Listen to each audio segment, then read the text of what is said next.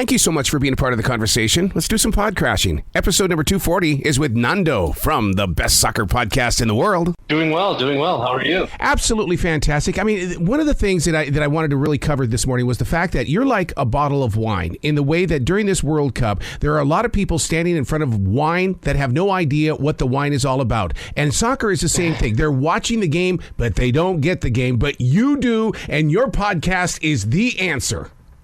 Hell yeah. That's right.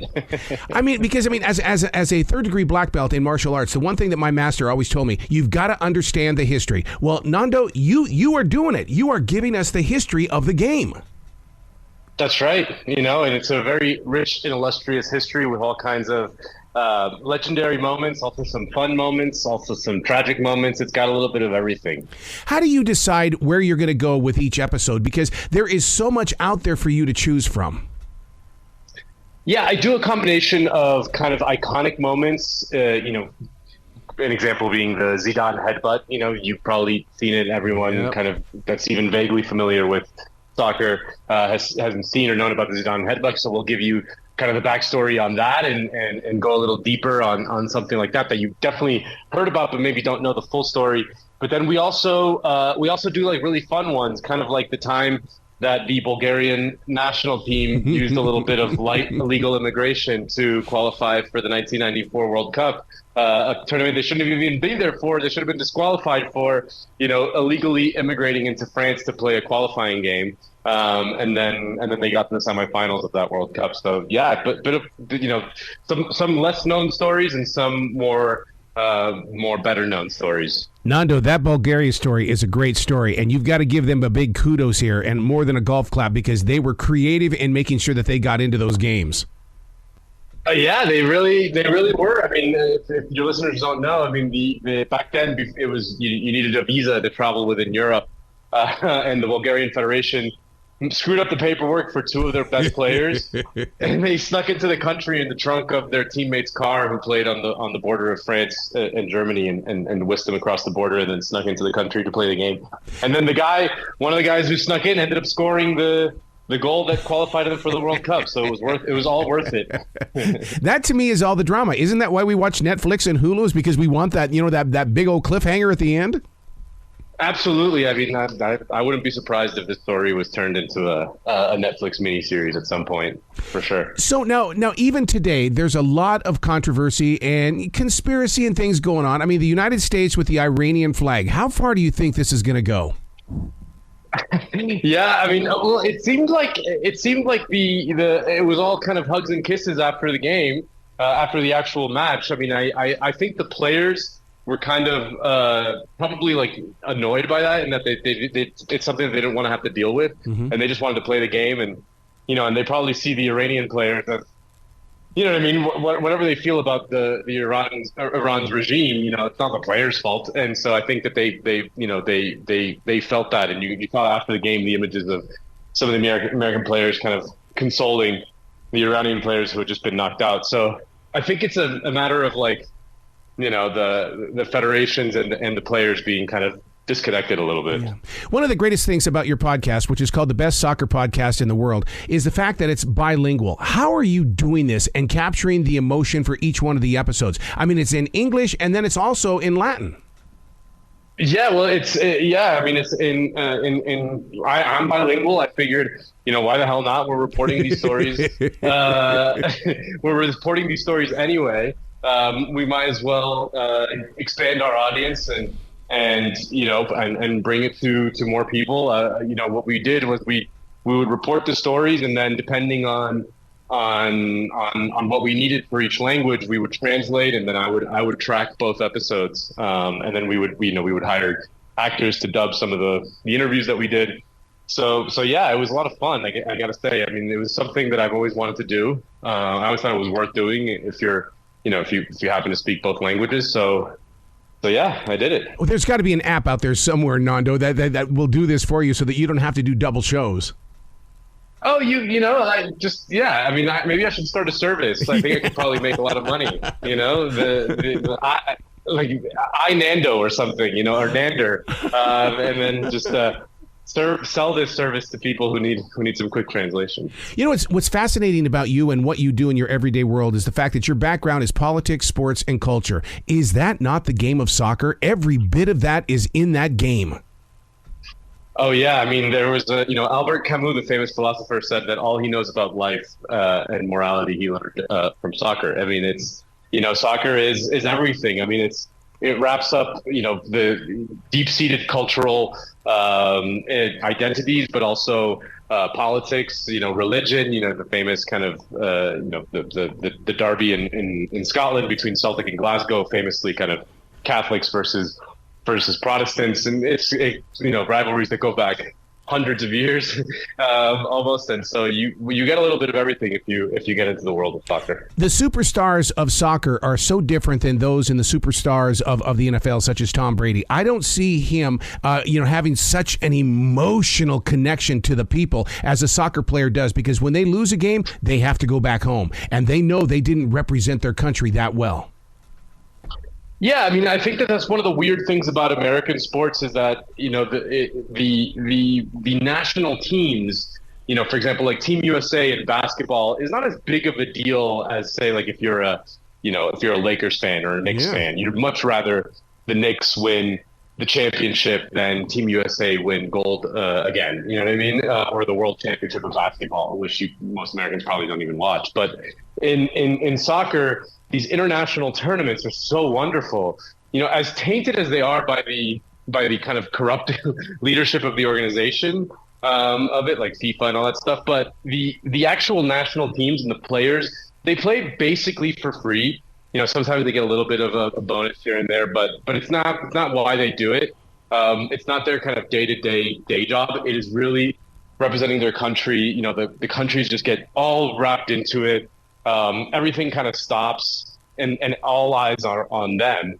And it's really something else. It's just different when they play for their national team. Like, you see the emotions when they score a goal for their country versus when they score a goal for their club team, in which they might just be, they change teams all the time. They're probably not even from that city. It's a day job. Whereas the World Cup and all these international tournaments are something a little bit more emotional. Aren't you amazed, though, about how the world does come together during the World Cup? Why do we have to wait 4 years for something like this to happen? Because, I mean, I don't see people doing this for the Olympics anymore. But, man, when that World Cup comes on, we all come together as one. Yeah, I mean, actually, FIFA is trying to make it every 2 years. I suspect they might do that. But there's something special about having to wait, Yeah. Like there's something that it makes it a little bit more special when you don't get it all the time. If you get it all the time, then it doesn't feel as special when it comes around. If they had it every year, it'd just be like another thing that you have in the background. But the fact that it's this quadrennial thing, and it really allows kind of the whole world to stop, and it makes it feel bigger and more significant than it would if it was like every summer.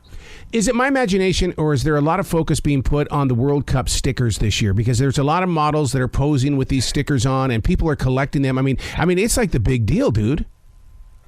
Yeah, I mean, that's a thing that I used to do when I was a kid. The World Cup stickers. That's like that's a throwback. It's kind of like it's kind of like collecting baseball cards, but it was a thing that you did as a kid every 4 years, and then you had your little World Cup book, and were able to keep it for forever.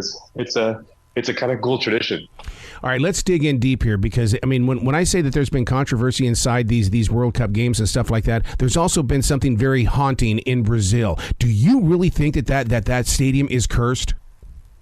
A little bit. I actually think it's cursed for more personal reasons. I'm originally from Spain, and I was at the 2014 World Cup in Brazil, and I watched Spain get eliminated at that stadium in Maracanã. It's the biggest stadium in the world. It's 100,000 plus people, and it's just iconic in that probably the most famous upset in World Cup history was when Uruguay beat the heavily favored Brazil team at home in that stadium, in front of over 100,000 screaming Brazilian fans.